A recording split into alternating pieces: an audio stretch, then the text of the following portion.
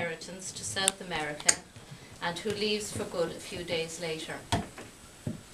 And John Casey from Kerry, a former political prisoner and land agitator whom Mr. Dedalus admired. The Vance family, friends of the Joyces, lived at number 4 and heard the row. It was so loud.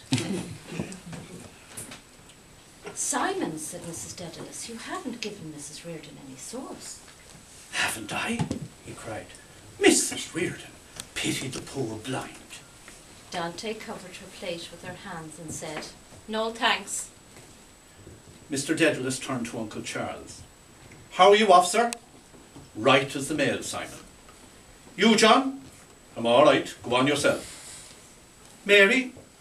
Here, Stephen. Here's something to make your hair curl. He poured sauce freely over Stephen's plate and set the boat again on the table. Then he asked Uncle Charles, was it tender? Uncle Charles could not speak because his mouth was full, but he nodded that it was. That was a good answer our friend made to the cannon, what? Said Mr. Dedalus. I didn't think you had that much in him, said Mr. Casey. I'll pay your dues, father, when you cease turning the house of God into a polling booth.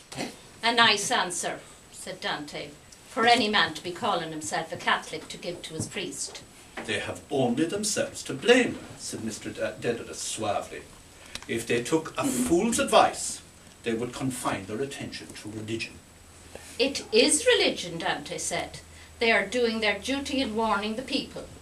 We go to the house of God, Mr. Casey said, in all humility to pray to our Maker and not to hear election addresses. It is religion, Dante said again.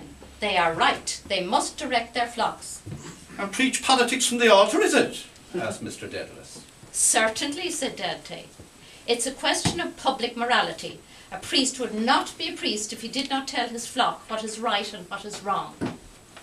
Mrs. Dedalus laid down her knife and fork, saying, for pity's sake, and for pity's sake, let us have no political discussion on this day of all days in the year. Quite right, ma'am, said Uncle Charles. Now, Simon, that's quite enough now. Not another word now. Yes, yes, said Mr. Dedalus quickly.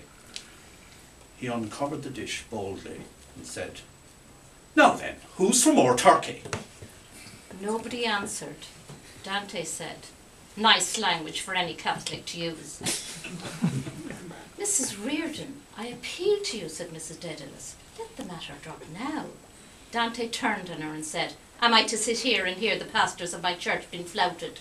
Nobody's saying a word against them, said Mr. Dedalus, as long as they don't meddle in politics. The bishops and priests of Ireland have spoken, said Dante, and they must be obeyed. Let them leave politics alone, said Mr. Casey, or the people may leave their church alone.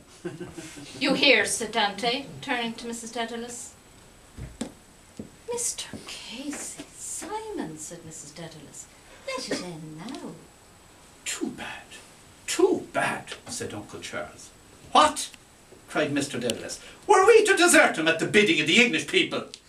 He was no longer worthy to lead, said Dante. He was a public sinner. We're all sinners, and black sinners, said Mr. Casey coldly. Woe be to the man by whom the scandal cometh, said Mrs. Reardon.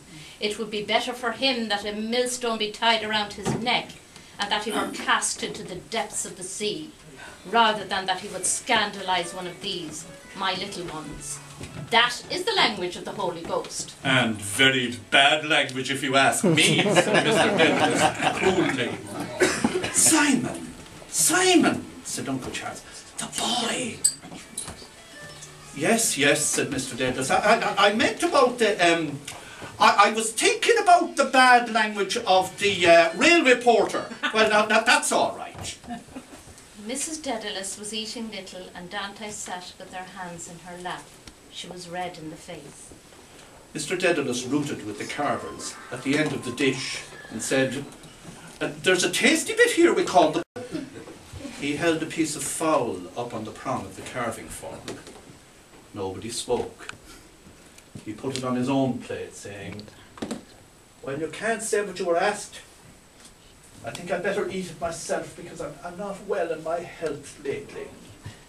He looked around at the others, whose faces were bent towards their plates, and receiving no reply, waited for a moment and said bitterly, "Well, my Christmas dinner's been spoiled anyhow." There could be neither luck nor grace, Dante said, in a house where there's no respect